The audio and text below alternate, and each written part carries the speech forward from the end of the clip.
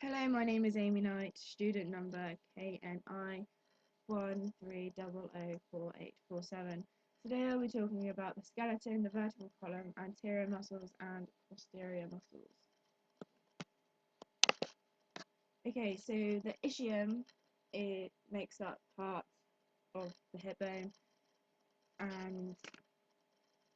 and it forms the lower posterior part of the hip bone and carries the ischial tuberosity. Ischial tuberosity provides attachment for muscles and supports the body in an upright sitting position, and is located here on the human skeleton. The radius is the outer bone of the forearm. The top part of the bone is smaller and has a disc-shaped head with a hollowed upper surface. The head also articulates with the ulna. On the human skeleton, the radius is located here. The patella, also known as the kneecap, is situated in front of the knee joint on the tendon of the quadriceps muscles, which straightens the knee. The patella is flattened and triangular with the apex facing downwards so it can fit into the groove of the tibia. The patella is also known as a sesamoid bone and is located here on the human skeleton. The phalanges are miniature long bones, 3 for each finger and 2 for each thumb. There are 14 in each foot. Altogether, you have 56 phalanges in your human body. They are located on the tips of your fingers and on the tips of your toes. In this case, are here. The pubis also forms up part of the hip bone. It forms the anterior part and is joined together with the other side by a cartilage joint which forms a symphysis pubis. When we become adults, the three bones, the ilium, ischium and pubis, form together to create the pelvic girdle. And on the human skeleton is located right here. The femur is not only the longest bone in the body, but also it is the strongest bone because it carries all the weight of the body. The top end has a head shape like a hemisphere, and this allows the femur to move in almost any direction at the hip. The top articulates with the acetabulum of the hip, which provides attachment for the ligaments at the head of the femur. The lower end of the bone is widely expanded to enable a good area for the transmission of body weight with the tibia. And on the human skeleton, it is located right here. The carpals, or also known as the carpus, are the anatomical assembly connecting the hand to the forearm. The main role of these bones is to allow the positioning of the hand and powerful extension and flexion of the forearm. However, the mobility of the individual carpal bones increase the freedom of movements within the wrist. They are made up of 8 bones arranged in 2 rows of 4. The bones of the upper row articulate with the radius, while the bones of the lower row form the palm. And on the human skeleton are located right here. The cranium is the bone structure of the upper part of the skull, including everything but the mandible. It has a dome-shaped roof called the calvaria, and the floor of the cranium is called the base of the skull. The cranium protects the brain, and it also supports the eyes and ears, so sensory information will be received efficiently. The cranium is also the hardest bone in the body and can take high impact without being badly damaged. The ulna lies on the inner side of the forearm. The upper end is shaped like a hook and has 2 large projections. The ulna provides insertion for the tendon of the tricep muscles, and on the human skeleton, the bone lies right here. The clavicles are the bones that act as a strut between the scapula and the sternum. They make up part of the shoulder and are the only bones which lie horizontally in the body. The bone is often S-shaped, joining with the scapula on one side and the sternum on the other.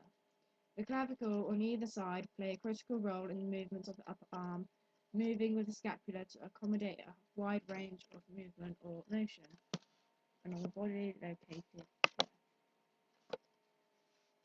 The ilium includes the upper part of the acetabulum and the expanded flattened area of the bone called the iliac crest. This provides attachment for the lateral muscles of the abdominal wall. It lies on the top part of the hip, so it's located here.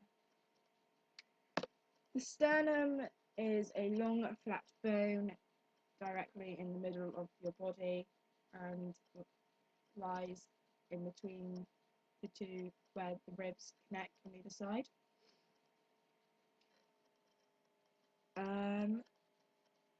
It's just located right in the middle of the chest and is a very hard bone, located right here. The humerus on either arm are the longest bones in the body, or longest bones in the arm, should I say, or the forelimb. That runs from the shoulder right down to the elbow. The lower end of the humerus is divided into articular and non-articular portions.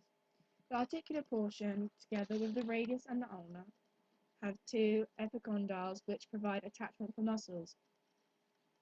This bone connects to the body at the shoulder joint and connects with the radius and the ulna at the elbow joint, and is located right here. The tarsal bones, also known as the tarsus, are basically 7 bones which make up the posterior part of the foot. The talus bone acts as a link between the foot and the leg, which forms the crucial part of the ankle joint. These bones are located here. Metatarsal bones, or also known as the metatarsus, are 5 miniature long bones resembling the metacarpus bones. The bases of these bones unite with the cuneiform and the cuboid bones. The heads of the metatarsal bones interconnect with phalanges, and because of the number and arrangement, there are only 2 phalanges in the big toe and 3 in each of the other toes.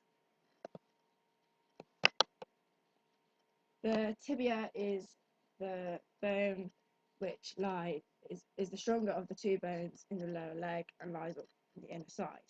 The top bar is extended to provide a good bearing surface for the body weight. The bone has 2 prominent masses, smooth and articulate, and will articulate with the condyles of the femur.